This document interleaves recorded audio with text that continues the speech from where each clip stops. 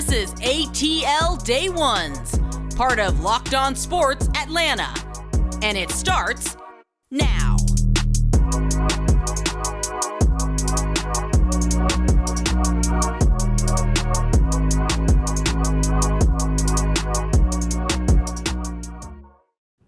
It is ATL Day Ones with Jarvis and Tenitra Batiste. It was an amazing weekend this weekend. We had some semi-great weather. And you know what? Yeah. I am ready to get this thing going on a good old Monday. Let's do it. I am here at the Atlanta Dream practice facility for day one of training camp. So exciting. So if you hear a little bit of echo, be okay with that because it's all about the dream today, day one. Training camp with ATL Day Ones.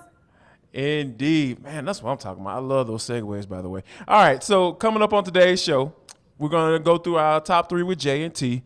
And, we're going to go over the Padres, what happened with them against the Padres, the Braves, who they play tonight, and some G-Day reaction. And we're going to talk about our hell yeah picks, Falcons draft. But, and also for the culture, QR code jerseys. But before we get into that, I want to tell you about how we are so grateful that you have liked and subscribed. We are up to 350 subs, as the YouTubers say. And I think that is amazing that you all have been checking us out. You have been downloading our podcast on all the audio platforms, wherever you consume it. I've been checking out the numbers, T. I'm all over this type of stuff. So what we're going to do is continue to ask that you, for those who haven't, go ahead, like, subscribe, follow us on all audio platforms. And, once you listen to it, give us a good old review. Give us a 5-star review. We would really, really appreciate that. T? All right, now, so, the draft is like really close right now at this point. Yes. We are coming up on that day, April 28th. Mm-hmm. It is going down, first round of the draft. The Falcons have the number 8 pick, and, we're starting this thing where we're going to be counting down. We're going to start off today where we're going to give you our picks, our hell yeah picks. If we're sitting down in our room and the Falcons draft this guy, we're going to give you the pick that's going to have us say hell yeah, and we're going to give you the pick that's going to have us say hell no. We're going to do that just for you. So T, I'm going to go ahead and go with the ladies first. I'm going to let you start this thing off right. Who you got? Who is your hell yeah pick? Okay, so hell yes for me is two things. Number one, defense. That's my God preference for the Falcons to just go defense for once in the draft. You got to go all the way to the top of the heavens to get this thing right. Exactly. Set the tone properly for this 2022 draft and give us someone on the defense. But in particular, because I do think between A.J. Terrell and a number of offseason moves, the secondary is going to be quite fine. But either give me a D lineman or really and truly, if we're giving our hell yes, give me somebody on the edge. Whether you want that to be Jermaine Johnson out of Florida State or you want that to be Kayvon Thibodeau because you're on his bandwagon out of Oregon, either way, whoever is your pick of the day or your pick du jour, because every day it seems like it's a different person. But assuming they stay at the 8, for me, it's a hell yeah on the edge. Or if they dare go offense, and I'm going to hold that for hell no, but if they dare, it better be an offensive tackle or someone on that line who is going to help to give some protection to the quarterback and shore up that run game. And again, and I've looked down because I want to make sure I get his name right, the pronunciation of Ikem Ekwonu out of NC State. But yes. If you're not going to go defense, the only thing I think that's acceptable to do is to shore up the O-line if that's the direction you're going to go in, if you stay at number 8. Yeah, I'm with you on that, and I would go and give me a hell yeah for Stone Cold voice for Jermaine Johnson. Yeah. That's been my guy. I've been going through my mocks. T. I went down the rabbit hole this weekend. I'm sorry. I have to go ahead and admit to that. And I did several mocks, and of course, at the number 8 pick, Johnson was still there, and I just wholeheartedly believe that this guy is an absolute dog. I saw him with my own 2 eyes and down at the Senior Bowl, and I just wholeheartedly believe that this is the guy.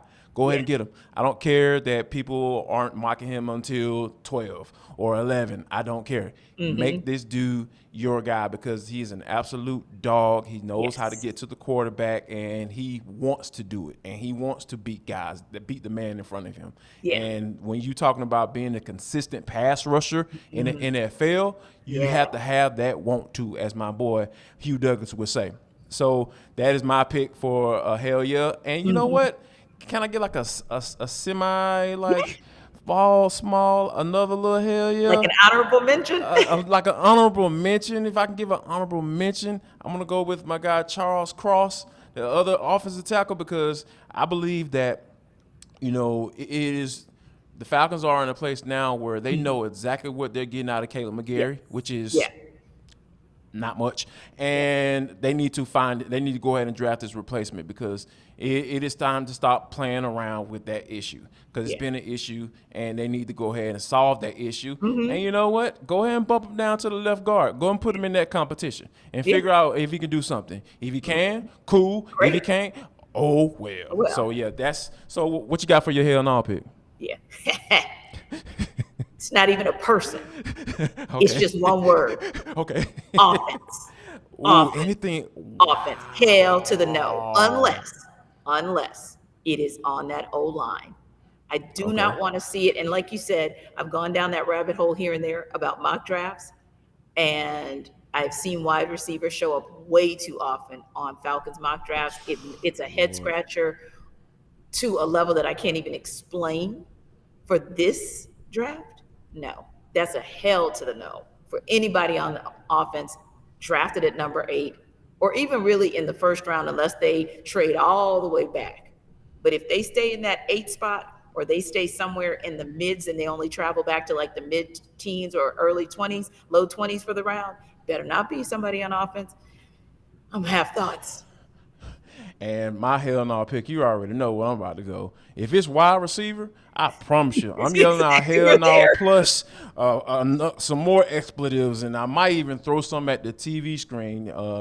Aaron Freeman, our Locked On Falcons guy, and, you know, we've had this conversation, and we were just like, man, it is going to be an epic rant. So you can definitely check that out on Locked On Falcons. He already said it now. If they draft a wide receiver, he's going in epic rant. Yeah. Those are his words. So, yeah. I'm with you on that. And, you know, we shall see. Like I said, April 28th is going down 10 days from now. The Falcons will be taking their number 8 overall pick, and we will be counting that bad boy down. We're going to go through all of these picks just for you right here on ATL Day Ones with Jarvis and Tenitra. All right, T. The Padres, the Braves, they lose last night 2-1, and Marcell Ozuna got a home run. Bryce Elder started off rough in the second inning, gave up a couple runs. He was able to figure it out, and then Spencer Strider, Mr. Pornstash, came in and did his thing as well. But I mean, they weren't able to get those bats going to get enough runs to get the Elder dub. Yeah, that's the scariest part because, like you said, Bryce Elder got roughed up for just one inning. And when you think about 2 runs, that's not a bad way to go, especially. No, not at all. Yeah, especially if you settle down for your remaining innings and then Spencer Strider comes in and doesn't give up a hit and gets 5 strikeouts, just another wonderful outing for him. So your pitching staff gave you what you needed on the day. Right. You did not. The young pups did, right? Yeah. Offense, exactly. You 1 run, 4 hits, and then you don't get that run until deep in the game. So that still is very unnerving for 2 reasons. Number 1, because the Dodgers have potent offense.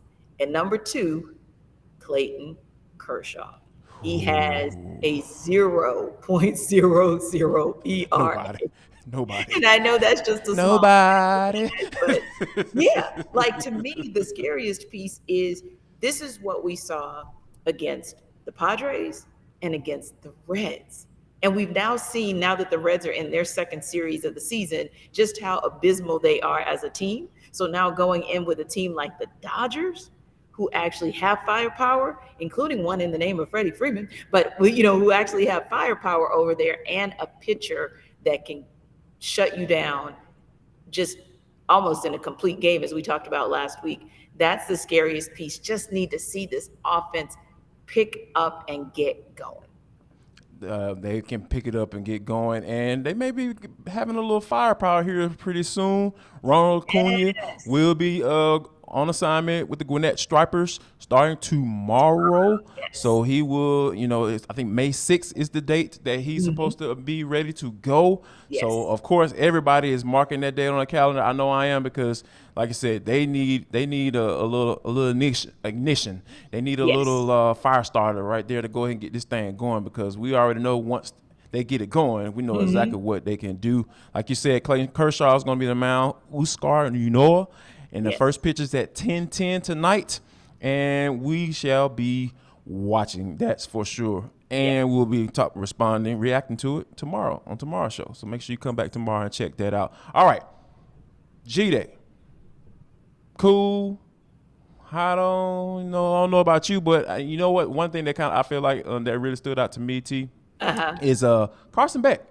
Carson Beck's doing pretty solid. He was putting. I thought he was putting the ball in the football the football in the hands of the wide receivers where they can go out and go get it, and possibly make a move afterwards. He looked comfortable in the pocket. I think he's kind of solidified himself as the backup quarterback, because we know Stetson is the guy. Kirby Smart made sure he reiterated that after the spring game in his comments. And for some reason, I don't know why he has to continue to address that.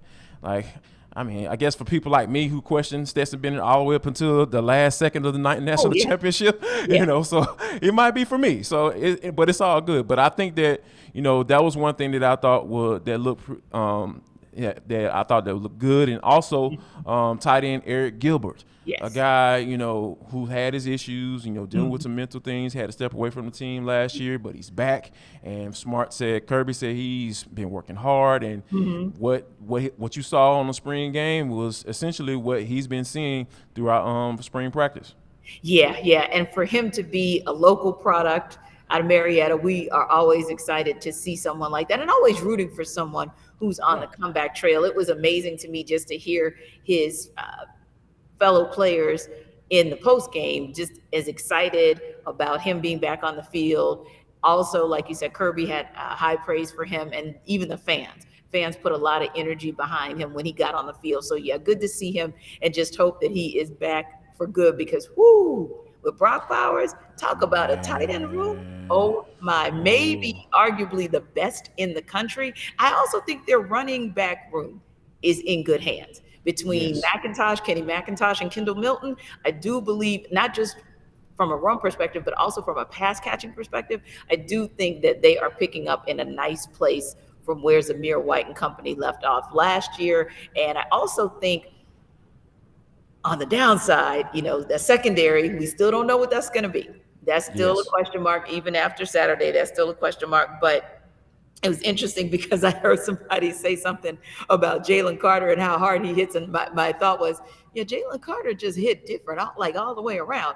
So he hit different last year with all those other NFL prospects too. So he was able to shine. When you have a guy that can shine with that type of lineup surrounding him, that's how you know he's an NFL player. Because guess what? You're going to have that same type of talent surrounding you when you get on the NFL roster. Right. So, I was about to say something to you, but I'm going to keep it to myself because, as I don't want to go down that rabbit hole. But, but I think that you're right for sure that Jalen Carter is a guy that you need to be on the lookout for, because he is an absolute man-child. And I think that you don't have to worry about that defensive tackle position when that guy is sitting right there, number 88, is sitting right there ready to roll. All right, we are rolling right along here on ATL Day Ones with Jarvis and T. That's a little inside joke there for those. You'll figure out what it is, what it means. As you continue to like us and subscribe us and follow us on all audio platforms, we'll fill you in as we get ready, because we just still kicking off. We're only about 2 weeks in, and we appreciate you all checking us out. But coming up next, it is about to go down, T. The Hawks, Trae Young, the Miami Heat. What happened? We'll discuss all that next on ATL Day Ones with Jarvis and T.